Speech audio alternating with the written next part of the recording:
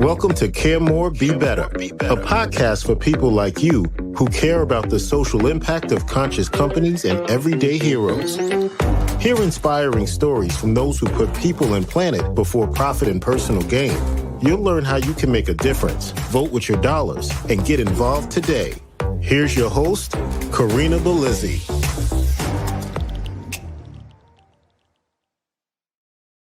Hello, fellow do-gooders and friends.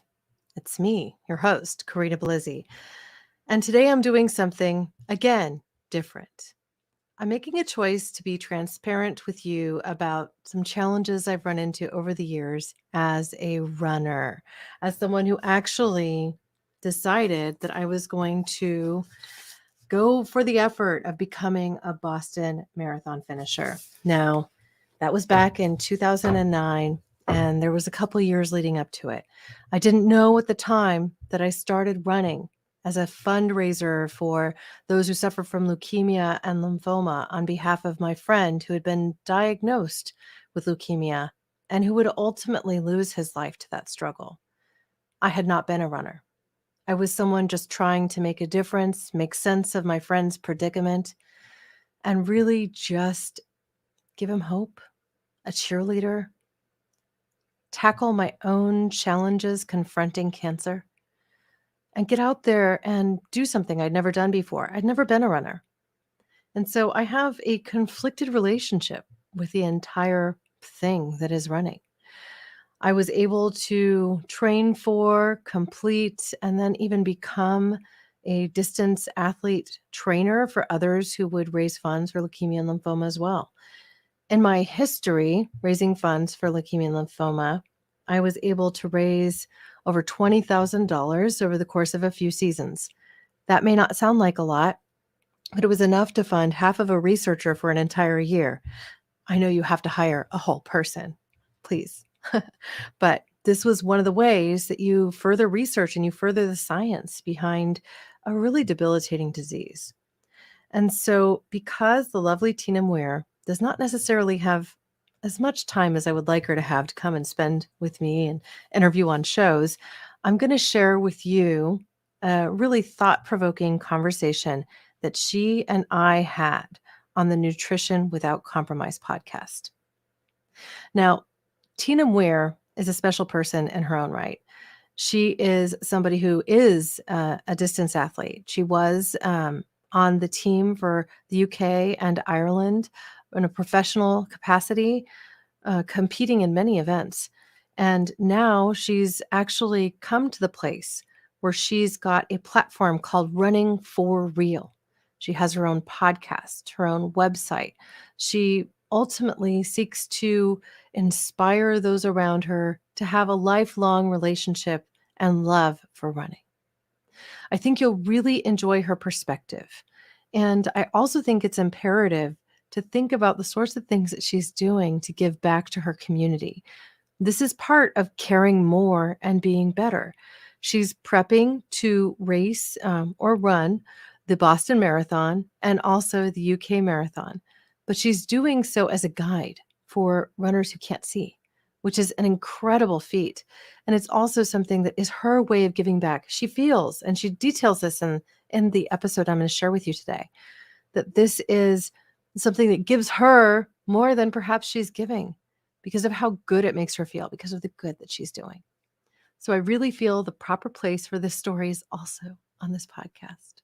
So I'm going to share it with you end to end right now. Without further ado, here's the amazing Tina Muir, who also authored a book that will be released very soon. I know I said without further ado, but I have to tell you this. This book is called Becoming a Sustainable Runner, a guide to running for life, community, and planet. So come on. I had to share her with you now. Here you go. To be a certain speed to be a runner, you need to look a certain way to be a runner if you get out the door. So even you were saying about like you run until it gets really uneven, you're still a runner in my eyes. Anyone who runs is a runner. There's no better or worse. And yes, technically there's faster and slower, but it doesn't make anyone any less of a real runner. And then, yeah, same with body type. There is no like look of a runner. I don't believe in that. Yes, do I believe, if we want to get down to the science, that there's probably a weight that people would run fastest? Yeah, but unless someone is like going for the Olympics, I don't even think that's worth even registering. So I love to see people of every body size coming into the sport and hopefully feeling like they belong. Welcome to Nutrition Without Compromise, a podcast brought to you by Orlo Nutrition. We believe that nutrition shouldn't be an either or, that you should never have to sacrifice your morals for your health or that of our home planet. Join natural products veteran Karina Belizzi and experts from around the globe as they discuss healthy solutions that are better for you and better for the planet.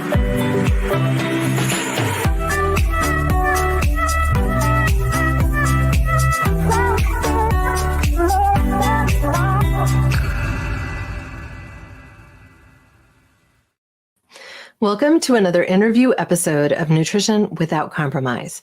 Today, I'm joined by my friend and collaborator, Tina Muir.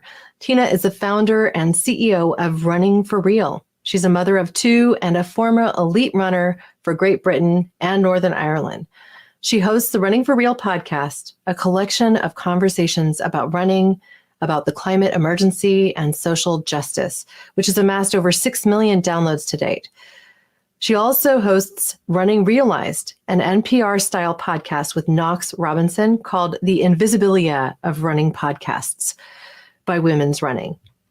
Tina has worked with the United Nations Office for the Coordination of Humanitarian Affairs and has been featured in The Guardian, The Telegraph, People Magazine, Outside, Self, and Women's Health. All the acclaim. Welcome to the show. I know, I have to say that feels very uncomfortable to sit there and listen to that. If you're someone who's not good at taking compliments, it's like, oh, can it be over now? But thank you. Well, I think those that listen to your show already know that about you. You're really, I would say, just conversational with your community in a way that is really genuine, self-effacing, connected, and real. And so the name Running for Real has always, I think, well suited your podcast and your message. It absolutely has. And it's funny, when I was trying to come up with business names, I was going through with a friend and we were just talking back and forth, what could it be cool? And then he said, running for real? And we were like, yes. Like, you know, it's one of those moments where you're like, perfect. That suits you down to the T. So yeah. Definitely made a good choice with that one. And the word real is kind of a good word right now. It's a bit of a buzzword. So I I landed well in that way too. So yeah. Wow.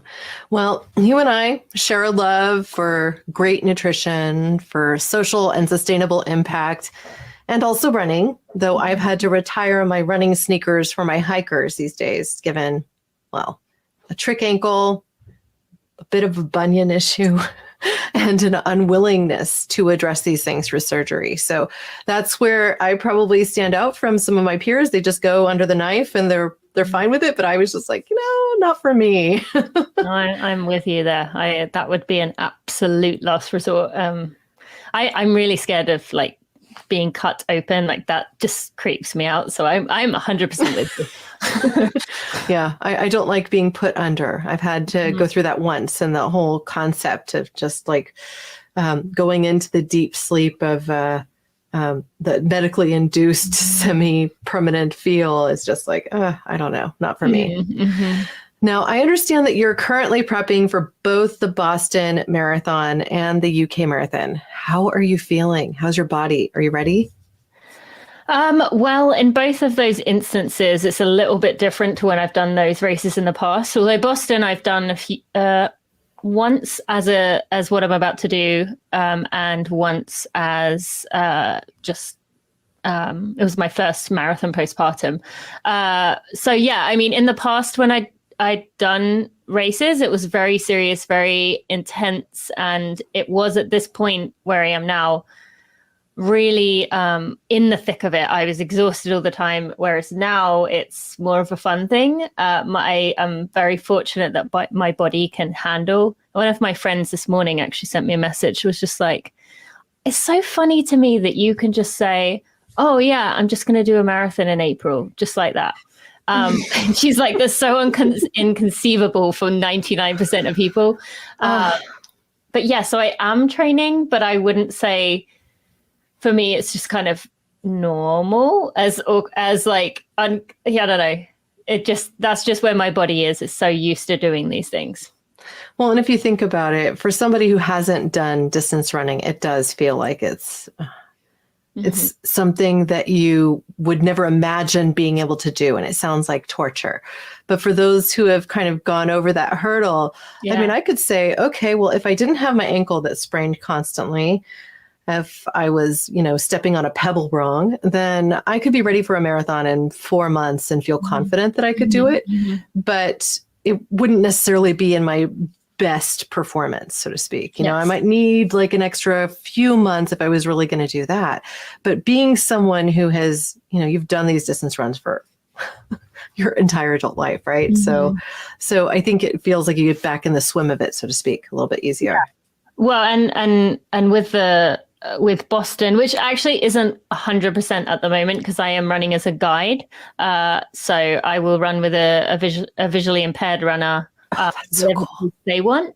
And that's what I did last year at Boston. And so it's not 100% because it's obviously not dependent on me.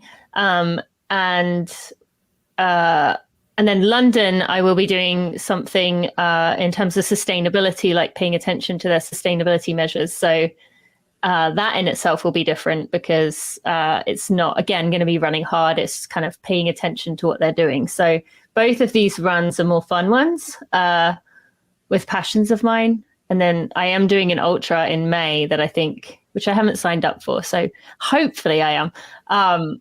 That will be more of the goal race, I think. Wow. Well, I think it's such an amazing experience to consider running with someone who is sight impaired so that you're essentially their eyes and ears while you're running along. That's phenomenal. That would be so much fun. And particularly at Boston, because Boston is like the victory lap of so many runners. Yeah. Yeah. And that's the thing though. People always say, oh, that's amazing. Or like, oh, that's so good you do that. But actually, I feel like I get the biggest amount of appreciation for it. Like it's such a gift and an honor to be able to be trusted with that and to have that experience. For me, it doesn't feel like giving back. It feels like I'm the one receiving. So I recommend everyone at some point gives that a try. It doesn't have to obviously be running, but something. It's really amazing. Yeah. Wow. Well, having run Boston, I ran it back in 2009. I can just kind of put myself in that mindset and just think about what it would be like to be there at the start line at that very early morning and what would probably be a cold day to then the crowds and the cheers and everything that comes with the running of it.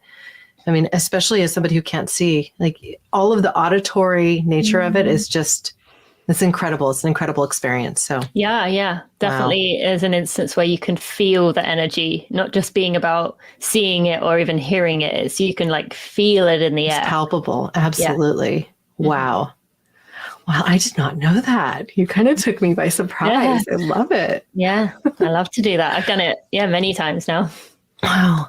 So before we dig into the science of health and nutrition as it relates to running, I've got to share this simple disclaimer with the world. Anything that we discuss today is not intended to be advice for you. What we share today is offered for informational purposes. So if you have specific health concerns, you'll want to connect with your healthcare provider. Wow. Okay. So that's out of the way. Let's get started. What does nutrition without compromise mean to you, Tina? I think I'm going to take it in a bit of a different way to what I would imagine most people take it, in that nutrition without compromise means to me listening to your heart, your body, and what feels right. And sometimes that's going to mean that you're craving some nutrient that is it, like our body knows it's missing from our diet. That's why we crave things.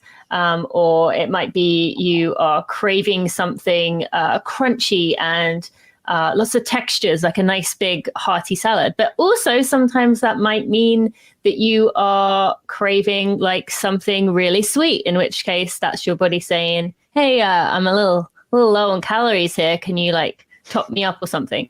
So for me, that means just trusting in my body. We're so taught to use outside factors now to know what our body needs. And while that's great, I think in many cases, if we learn to get back to that skill of listening, we're going to find ourselves in a place where our body is happy because it is being listened to and it is telling us what we need.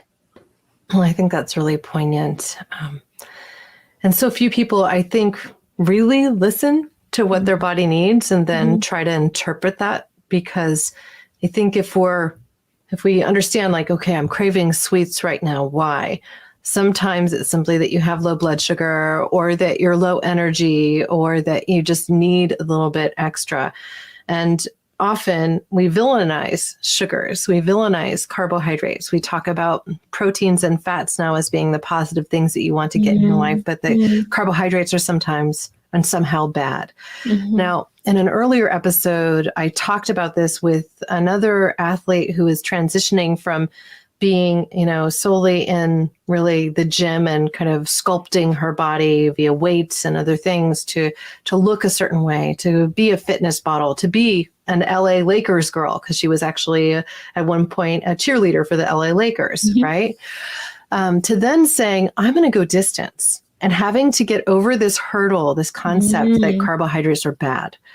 So I would love for you to talk about the nutrition needs of somebody performing at this elite level and how it can be different, and how perhaps important specific carbohydrates can be in the right balance and with the right training. Yeah, so I think most people listening to this would know that, carbohydrates, if you want to do any kind of distance running, yes, I mean, there definitely are a few ultra athletes out there I know who are low carb, who do high fat, high protein, very little carbs, and it seems to work for them. But the vast majority of us, I think, are not going to get very far. And I tried this and it worked for a little while, and then the wheels fell off of not having enough of those carbs. And yeah, we do in many ways demonize carbs in a lot of areas of society today. And as I said, I was definitely heavily bought into that at one point in my running career. However, I think for me, I found that, we all, well, no, I shouldn't say we all, but many of us have experienced that when you do put nutritious or nutrient dense, you're very thoughtful with the food that you're putting in. You're getting a wide range of colors and textures and food groups into your diet. You do start to crave more of those foods, and you love that mix of things. And I also have been at the other end in recent years where, with 2 young kids, it's been kind of easy to reach for the stuff that's easy to grab. So say I don't have the energy to make myself a salad, so I'm just going to eat another slice of bread. And so I have seen both ends of that. But I loved during my elite career getting most of my carb sources from those vegetables and I guess it would just be starches like sweet potatoes, regular potatoes, quinoa, and like farro and rice and more whole sources, I suppose. I found that those fueled me well and took care of me. But I also felt like, again, as you were saying just a minute ago, sometimes, sugar is made out to be the bad guy. I also think sometimes it was good for me to have like a croissant sandwich rather than it being, just a load of vegetables on a plate, but having like a loaded, I used to like I think they call it like a California club. And I'm a vegetarian now, but at the time it was like turkey and cheese and mayonnaise and tomato in a croissant. And I loved things like that. And so I think there's place for everything. And while if performance is a focus, you want to be getting a lot of those nutrient dense foods. Again, I also think for a healthy mental and emotional mindset, we also can't expect perfection, because as I know from my own past, it's just going to take over your thoughts if you are policing everything going into and out of your body, especially when it comes to carbs. Wow. You mentioned something I was going to talk to you about, but now it's on the plate, so to speak. So you would have the California Club back in, just let's say, the elite training days. How has your diet changed for distance running now that you are vegetarian? I mean, other than not having the animal products, just to ensure you have the proteins and that you can perform over the distance. Well, I want to begin by saying I am far from perfect with that. I have a lot of space to grow in terms of protein. I'm still learning how to do that and I think this is a problem that as I've been a vegetarian for probably 2 years now, it's a steep learning curve in terms of, it sounds easy. And it is easy if you just reach for the simple. Eating eggs and milk. Yeah, I mean, I do still eat eggs. I don't actually like eggs very much. The texture is not my favorite, but I will do it. But it's more just you hear of this is reaching for the simple carbs because they are within reach. And so it's trying not to lean on those all the time, or put too much weight into how much peanut, almond, cashew butter I'm going through and thinking that that's good enough. So I have had to add a protein shake to my days most days because I don't think I was getting close enough to my protein intake. But beyond that, I mean, more than it being a change from my elite days to my whatever this stage of my running is, I honestly would say for me, it's more about the kids aspect of things.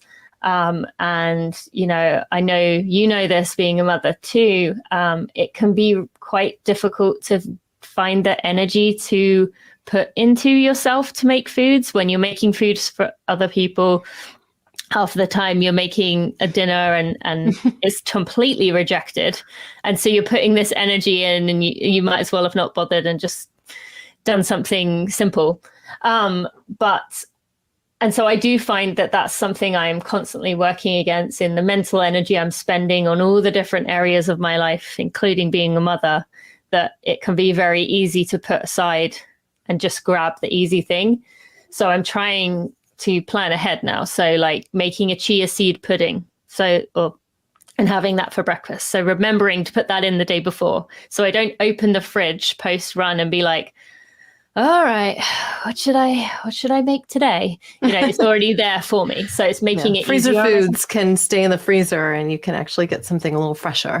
Yeah. Exactly. So, a lot of those good nutrient dense foods, like for example, berries or a lot of the fruits are quite expensive. So there's also that piece in terms of trying to justify to myself that I too am worth spending a little bit of money on those fresh fruits. I'm definitely in a learning curve.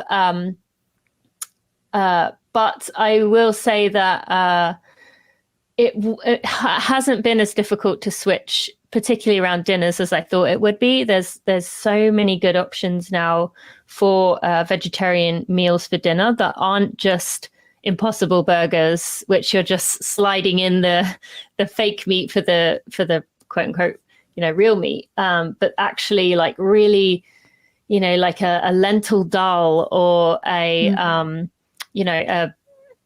pesto that's made with broccoli and like cauliflower and like just lots of different nutrient dense things in one place. I have found that pretty easy to find recipes that are really solid nutritionally for me.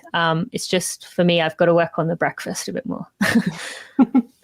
Well, and you do have eggs to lean on if you chose to do something like that. But, yes, the morning of a distance run, as for example, if you were going out on a training run of, 20 miles just in prep for something like the full marathon, you need something that's a little quicker and easier on your digestion, maybe not quicker, but easier on your digestion than perhaps even a chia seed pudding might be. Yeah. So, for me, I found that oatmeal was the perfect breakfast before a run because it kind of, in my mind, it sticks to the ribs.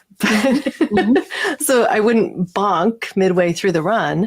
But I also wouldn't get upset tummy. So for anybody who's training for that marathon, You have to understand that there's a lot of anticipation, a lot of possible anxiety the morning of a big race. Mm-hmm. And I think the best advice I got when I was running my own was to have something in your system. And then when you arrive at the start line, get in line for the bathroom. And then when you finish, get in line again, because you almost have like a nervous bladder thing happen too. And the last thing you want is to have to use the porta potties at mile 17.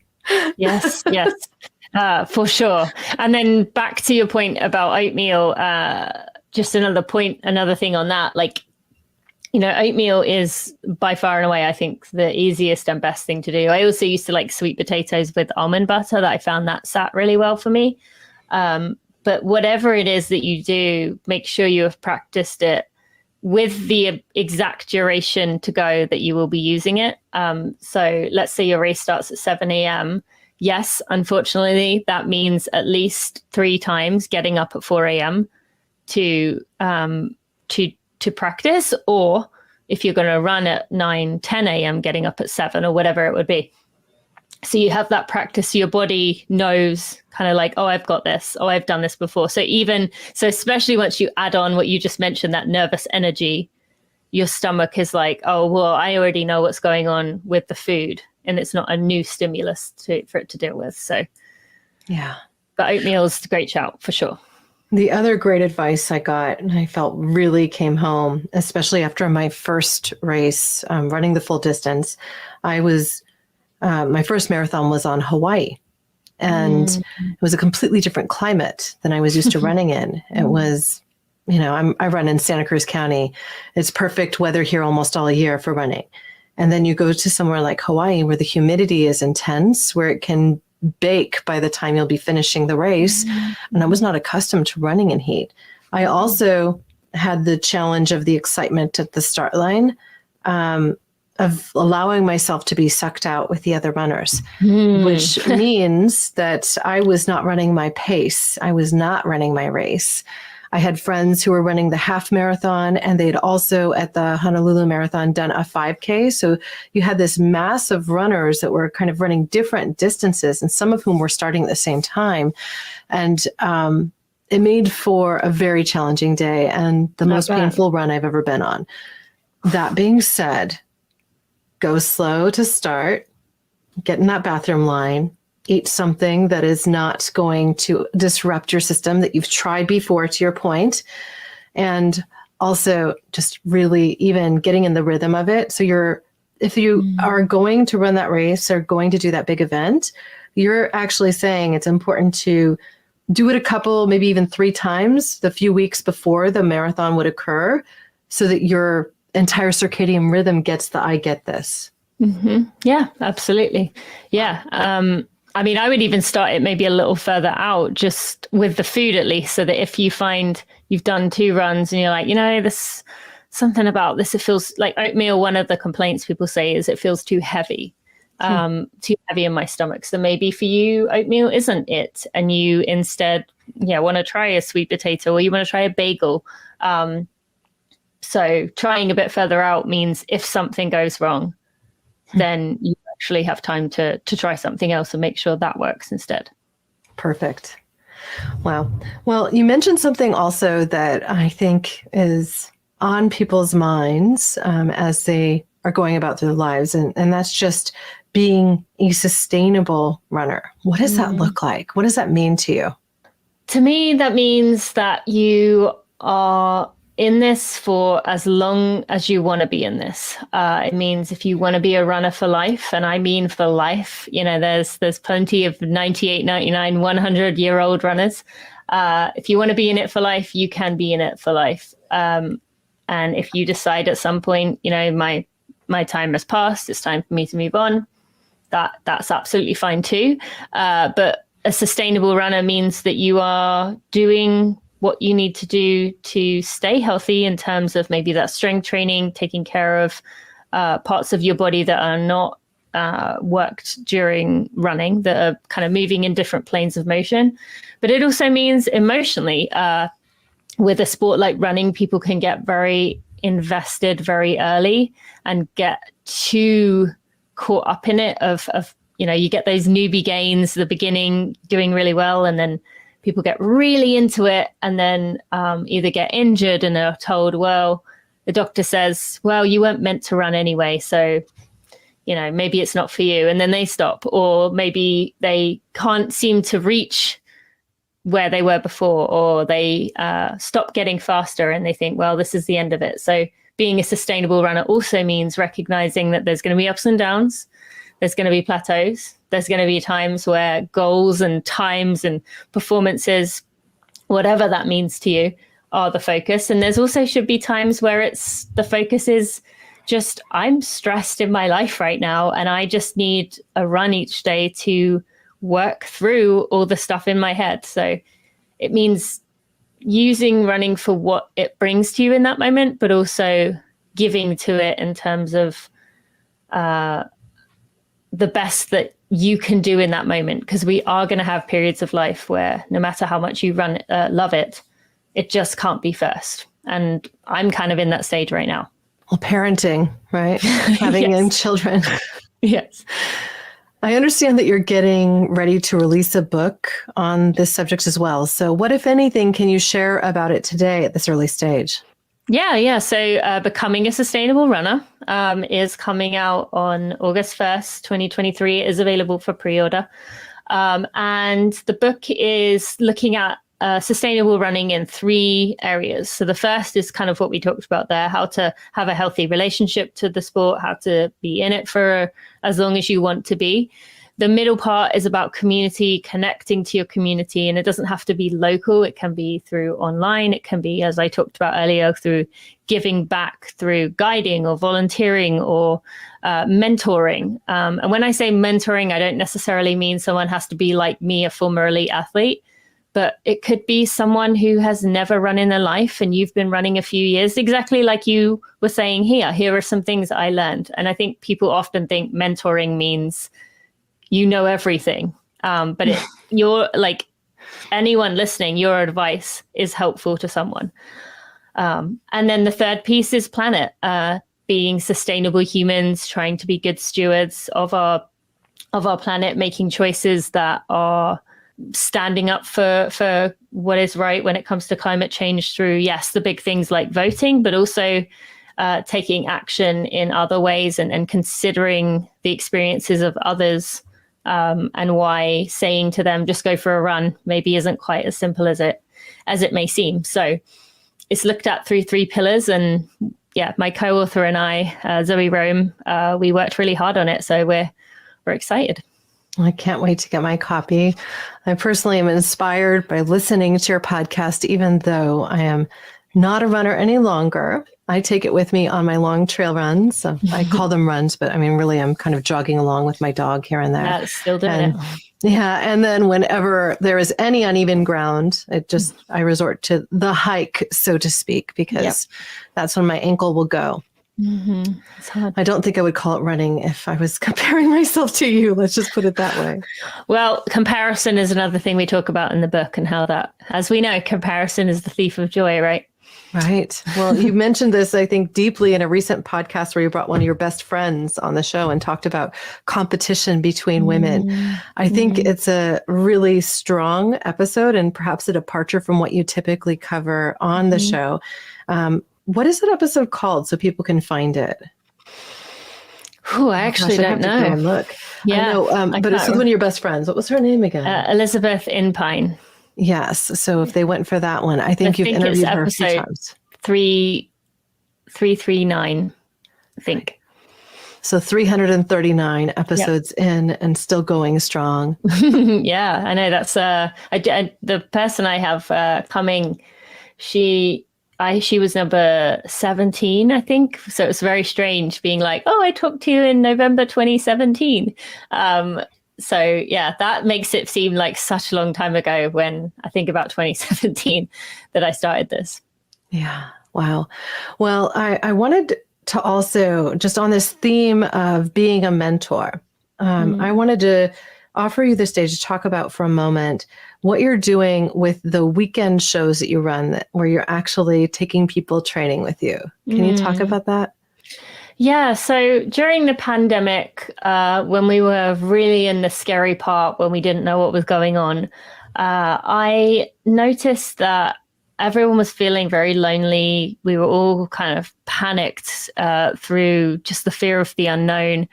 And I kind of missed running with other people. And I thought to myself one day, okay, well, I know I can talk while I'm running because I do it when I run with other people. And I know people are feeling lonely. So what if I took my phone with me and pretended I was kind of on a phone call with someone? And so that began what is now known as Together Runs. I take a microphone with me on my runs, and I talk to people, but the part I love the most is that the first 15 to 20 minutes of the episode are very much like meditative grounding elements. So we check in with nature. I make everyone touch some element of nature or feel their feet on the ground. And then we do a body scan. So we check in with the various parts of our body, which I lead and kind of guide people through. And then we go through a senses check-in where we pay attention to each of the 5 kind of primary senses. And then I do a mental health check-in. And with each of these things, I ask a question or say, what do you hear? And then I'm quiet for 45 seconds. Or, what do you see? Make sure you pick some detail that you wouldn't normally pay attention to and give people a minute. And then the final piece is the how are you really? And in that, I leave a 2-minute space for people to reflect on how they are actually doing, not the good you that we all tend to do in our daily lives, but actually like how are you? And people have really connected with that, and they do enjoy the conversational piece, which is literally talking about whatever comes into my head. But people really love that grounding piece because it's just enough time to be in your own head without getting that discomfort of like, I don't want to listen to this because it's making me like think I'm crazy. So I take people with me once a week on these Together Runs, and the community has just loved it. So, and it's a gift to me too, because I can imagine people running with me. Well, I have to say, I love hearing you talk about this, because while I have listened to your Together Runs, I didn't realize how much intention went into that. And one of the things I will say for anybody listening, you might think, oh, well, that's an uncomfortable silence. And I might be sitting there thinking, what happened to the podcast? It's dead air now. But she's running while this is happening. So you hear the footfalls and you hear the sounds of nature. And sometimes a truck is going by or something along those lines, because it actually does make you feel like you're powerfully connected and with you. And the tone that you undertake for the whole thing is literally like you're just talking to a friend. And so I think it makes people feel closer to you and more connected, and serves as a gentle reminder that each of us, even with the power of influence and this kind of perspective of mentorship, can develop a really close, connected feel with the people that we impact. This is my experience also in the world of podcasting. I feel like the podcasters I listen to, I get to know too. And I feel like they're almost people I could walk up to and say, oh, do you remember when? Even though they have no knowledge of who I am. Oh, yeah. I mean, well, I've had plenty of people come up to me and say things like that. And in my head, Brene Brown and I are best friends. She just doesn't know it yet. Because of the same thing that I have with her. I feel like we're friends already. Yeah, well, I think you'll get there. You'll have a conversation with her at some point in the not too distant future. I actually believe that. Yeah, I do believe that. It's the power of intention. And perhaps it will be that you come on her podcast and talk about your book or something along those lines. Yeah. You're like dream world right now. Yeah. That might be a bit too pie in the sky. I'm shooting for the next 10 years. Well, maybe when she's no longer relevant, she's like, oh, I'll talk to you now. No, I think the relevancy, we'll dream bigger for you. All of us will dream bigger for you. Thank you. Now, we came together in the space of health and nutrition as it relates to what we're doing with Orlo and omega-3s. And of course, as a vegetarian runner, you are looking to also fill nutritional gaps. So I wanted to offer you this one question and see what your thoughts are. Really, as it relates to maintaining your health and maintaining yourself as a runner, as a mother, as a podcaster, what are your favorite supplements, nutrition gaps that you're looking to fill, anything you really want to talk about in this space? And then I also want to talk about your work with a couple of sponsors that you're working with. So let's start with the nutrition side.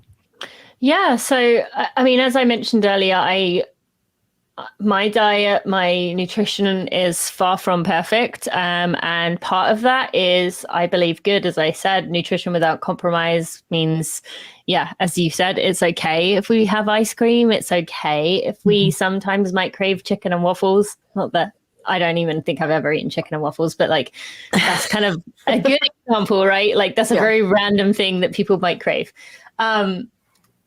And I will say, actually, even being a vegetarian, I have cheated, even though I don't really like calling it cheated. I have had fish tacos a few times. I did have fried chicken one time. And that was because I was doing exactly that, of listening to what I felt like. The fried chicken in particular, it just sounded really good and it smelled good and it looked good. And I thought, you know what, I'm going to do this. So, but that said, I do have a lot of gaps in my diet. And for me, Orlo definitely fills one of them, especially when it comes to not getting enough protein, not taking, necessarily getting enough things that take care of my heart and my brain, with the omegas that, and especially with the absorption rate is just so impressive and allows me to feel confident about what I'm taking there. I do also take athletic greens, which I find helps me to fill in the gaps of some of the vitamins and minerals that I probably wouldn't get through food anyway, unless I was living on some kind of, organic farm where I could eat the fresh foods every day. So go to the tree, get yourself. Yeah, exactly. So I do find that helps. And that's actually kind of it. I am taking some creatine powder with the protein powder right now, just because my strength coach, feels like I need it with my diet, being a vegetarian, but also there is a lot of research coming out about the effect of creatine for women. And so I'm just using that as an extra thing. But beyond that, I like to keep it pretty simple. I do have the immune support from Orlo, which, especially as my daughter was sick, which we talked about off air all week, I have been using a lot of over the last few weeks, like desperately trying to keep this thing away from me. And so far, so good. So yeah, that's those ones. Well, that's fantastic. Well, the athletic greens is something that can go with just about any lifestyle, and as are the Orlo. So I think that's fantastic. Now, for those listening, this podcast is brought to you by Orlo Nutrition, and why I love it so much is that it is the most sustainable and bioavailable algae-based omega-3 available in any market. And that form that she's talking about is polar lipid. So it's just better integrated into your cells. So that means it can get to work supporting your heart health, your brain health, and all of that. Now, I know I harp on omega-3s a lot, but I am a bit of an omega-3 evangelist. And for those of you that aren't going to go and have the fish tacos multiple times a week, you probably need those omega-3s. Especially if you're vegetarian, it's hard to get enough omega-3 EPA and DHA in your daily life. Listeners of this show receive an extra 10% discount with the code NWC10 at checkout. So if you go to orlonutrition.com, you can use that code and get an extra 10% off. Okay, so back to brass tacks. This is a question I've had with regard to sustainable running for some time. And I understand you work with Allbirds. So I want to talk about this. I have pronation. Right. And so being somebody who has some pronation and also who tends to roll my right ankle as if it's, somebody throws a dice and, one time out of 6, I'm going to sprain it on something minor. So what is Allbirds as this more sustainable shoe offering runners, if anything, and kind of a stability running shoe, or what are they doing that's different and surprising for you right now? One just quick thing I do want to mention when you said about pronating, just for any runners out there listening who might maybe get confused by hearing that when they've heard something else, like every single one of us pronates. We all pronate, but to your point, you kind of do it maybe a bit more than ideal, which is why you mentioned about stability shoe. Allbirds definitely does have some exciting things on the horizon with regards to that. However, they are currently at the point where they are, they're known in the lifestyle space as having the world's most comfortable shoe. And for anyone who hasn't tried them, they really do deserve that title. Those shoes, the main shoes, the lifestyle shoes, I've spent 13-hour days working at an expo on them and still felt comfortable at the end of the day. They're amazing. And so they prefer, their whole thing is doing better things in a better way. So they're not just going to like throw a shoe out there or throw a stability shoe and a racing shoe and all of these things out there just to get them out there. They're really, they want to make sure they're competent. They want to make sure they get it right.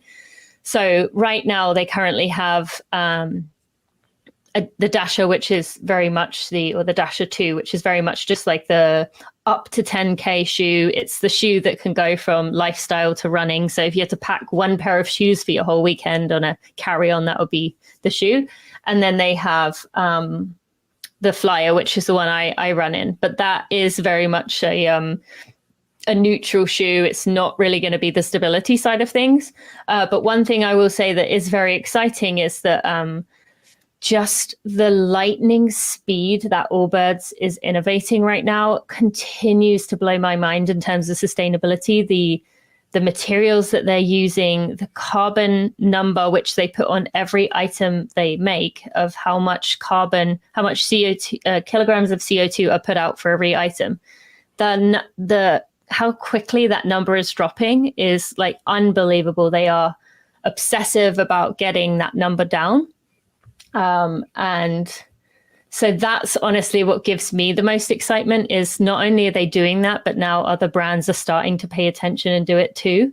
And so I love that they are the leaders and they are kind of setting the bar in terms of what we can do environmentally when it comes to shoes and performance, because I think in the past it was always viewed as you either care about sustainability and then you'll wear these like crunchy hipster shoes made of, I don't know, wood that are going to fall apart or break your foot, or you go for the,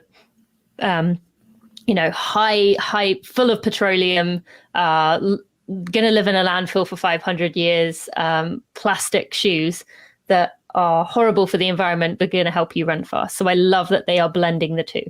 Mm-hmm. I'm right there with you. I mean, I had run all of my marathons in an Asics shoe that was comfortable for me and that I could wear for the long stretch of distance. But since I'm no longer doing my distance running, I actually am in a pair of Allbirds shoes now. And I have another pair that's the first pair I brought specifically to go to trade shows and things like that. That was a collaboration with Adidas when I first kind of got them on my scene. My criticism of big brands like Adidas and Nike and whatnot in these running spaces is that they'll release one product that is more sustainable, and then it's back to norm for everything else, right? When they jack up the price by like $10 to $20 and people are like, I'm not paying extra money for that. Well, right. Well, their shoes are like, already more expensive, right? Yeah. Like... So you're paying for this giant marketing machine and then also something that they're charging an intense premium for. And so people, of course, are going to make the choice for the lesser priced item that boasts all the performance because they still have skepticism about how long the shoe can last, as a for instance. So I am heading to Expo West next week as we record this show, and I am packing my Allbirds. They will be my trade show floor wear as well as. And I kind of lean into the fact that they are not black and don't go with that type of clothing. I'm like, whatever, they're white and they've got a splash of color on them. And I'm just going to, hey, did you notice that on the tongue of the toe, it says the CO2 imprint that these shoes had? Because that to me is important. And at a Natural Products Expo, people should forgive, even if I'm wearing them with a little black dress. Oh, absolutely. I mean, I had an orange pair for a while and I would just wear it with everything. And I was well aware that that didn't match with anything, but I was like, it's about doing the right thing. So I appreciate the dedication of the brand. I also think you've got some interesting things coming out there. I will be very curious when they come out with more of a stability enhanced shoe. What I found worked for me the longest was super low profile trail runners because I would be less likely to roll my ankle. But for distance runs, when you're running on pavement, those things become uncomfortable after a while. So I really needed something that would be more, a little better cushion. Let's just put it that way. Yeah, and they're working on that. I still marvel at the fact that I've seen like traditional people running the Honolulu Marathon and things like a wooden thong or barefoot. And I was like, wow, these barefoot runners. I've known there's a few that have done ultra marathons barefoot, and I just can't even imagine. Yeah, but then you got to think about like the best, before we had shoes, that would have been the way people did things. So it seems so crazy for us, but to them, they would have been like, "What are these things? Why would you put things on your feet?" So they would have thought we were crazy. So, but I agree. When I see it, I'm like, "Whoa, how do you do it? How do you do it?" Yeah, I'm with you. Okay. So for those that are already in the wheelhouse of running and are doing the distance runs, I just have a few questions for you, given your expertise. What do you drink when you're running? When it comes to fuel for distance running, I actually like to have my fuel as a liquid. I prefer that to gels. I will do gels if I need to, but I prefer to just do the liquid. Also environmentally better because you can get a big tub. And so when I drink, it's usually like a fuel, got calories in it. It's also got electrolytes in it. So I don't tend to drink, I definitely don't drink the typical sports drinks, but I do drink like some of the nutritional products in the running world. And then alternating that with water. I like to keep it simple. I did drink Coke once at the end of my trail marathon. And I've been told by trail runners that that's kind of a norm. So if I'm going to enter into the ultra space, I think having Coke will be something Get some sugar water at the tail end. Yeah, I will say it tasted better than it ever had before. Having Coke at was that like 4 hours into running? It tasted pretty good, but not sort of something I typically have. Well, and for anyone running the Boston Marathon, don't drink the BU water. That was something else I did here. BU is Boston University, and they'll have a fake water stand up, and they're giving beer out. Yep. Oh yeah. No, the guy I was with as a guide last year, he had a fireball shot at like mile 20 or something. So people do all kinds of things. Okay. And what running myths, if any, would you like to dispel? Oh, definitely. You need to be a certain speed to be a runner. You need to look a certain way to be a runner if you get out the door. So even you were saying about like you run until it gets really uneven, you're still a runner. In my eyes, anyone who runs is a runner. There's no better or worse. And yes, technically there's faster and slower, but it doesn't make anyone any less of a real runner. And then, same with body type. There is no like look of a runner. I don't believe in that. Yes, do I believe if we want to get down to the science that there's probably a weight that people would run fastest? Yeah, but unless someone is like going for the Olympics, I don't even think that's worth even registering. So I love to see people of every body size coming into the sport and hopefully feeling like they belong. Any other running myths? I guess it would be running is bad for your knees. That's definitely speculated. I was sure that was going to be a problem for me because I had bad knees when I was growing. My patella grew before the jointed and my ligaments were too tight on the outside and too loose on the inside. And so every time I climbed stairs for a while, my knee would roll out of socket. And I assumed that would always be a problem for me. Cycling didn't improve my knee at all. I mean, I did competition mountain biking for my teens and into early 20s, and I would still have the problem. When I started running, my knee problems disappeared. And I know this is anecdotal, right? But I did not have knee problems. I don't understand why that one's still circulating because it was busted such a long time ago. But yeah, I guarantee anyone here who runs has had some person in their life say like, isn't that bad for your knees? I just don't know why that one never seems to go away. So yeah, Yeah, those I are think three. there are plenty of other things that are bad for your knees, but Mhm. not that. And having an overdeveloped quad and underdeveloped hamstring is another that can actually create some problems that even though doctors told me like, oh, well, you need to have a really strong quad to lift the patella up. But all that did for me was worsen the problem because I would have the ligaments were more the issue. And as soon as I started doing the distance runs, my knee problems completely disappeared and never returned. I've not had any issues since. So, wow. No, That's not a the big one. first person to say that. Yeah. What do you wish was different in the world of running? And I know you've already touched on this, but it's a different question. I wish that we would recognize that we live in such a world, and I was brought into this, of hustle mentality, that the way to get what you want is to dig harder and push further and eat like #clean and to just give it your all and try hard. And it's just makes you tense and tight and stressed and miserable. And so I wish there was more leaning into the joy, because I think for most of us, our best running experiences are not the races or the moments where we were like, oh, I'm gonna dig.